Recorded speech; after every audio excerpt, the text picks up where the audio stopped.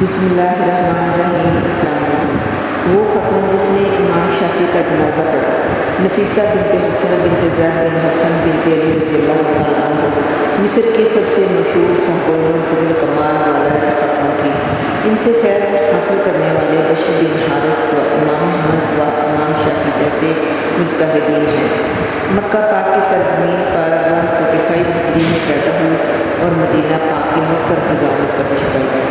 وہاں سے مصر تشریف لے گئی۔ امام شافعی نے ان سے حدیث پاک کا علم حاصل کیا۔ بہت زیادہ ریاضاری کرنے والی اور 3 دن میں ایک بار کھانا کھانے والی، وہ بھی صرف اپنے شوہر کی کمائی سے کھاتی تھی۔ انہوں نے 30 حج کیے تھے۔ بشر ہانی بیمار ہوئے تو سیدہ نفیسہ ان کی عیادت کرنے تشریف لے گئی۔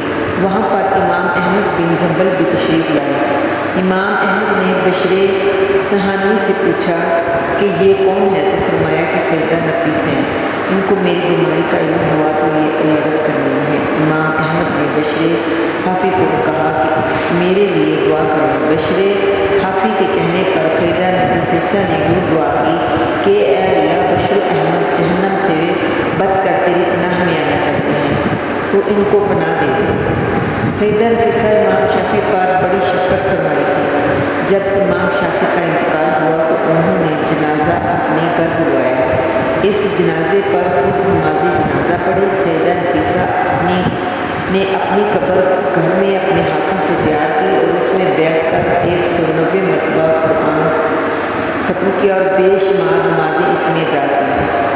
208 ہجری میں ان کا انتقال ہو گیا۔ ان کے شوہر اسحاق ان کو مدینہ پاک لے جا کر بقیع پاک میں دفن کرنا چاہتے تھے، مگر اہل مصر نے بہت منت سماجت کی کہ مصر میں ہی دفن کریں، حتیٰ کہ ان کا قوم زیورات سے بڑھ دیا، وہاں نہ لے جائیں۔ رات کو خواب میں حضور پاک صلی اللہ علیہ وسلم سید عالم صلی اللہ علیہ وسلم کی زیارت کی تو فرمایا کہ نفیسہ کو مصر میں ہی دفن کر دو، تو پھر ان کو مصر میں ہی دفن کیا گیا۔ مصر میں سیدہ نفیسہ کے نام کا ڈھنگا بجتا ہے۔ ہر عام و خاص، چھوٹا بڑا سیدہ نفیسہ کے بارے میں جانتا ہے اور ان کے مزار مبارک سے فیض لینے کا خواہشمند بیٹھتا ہے۔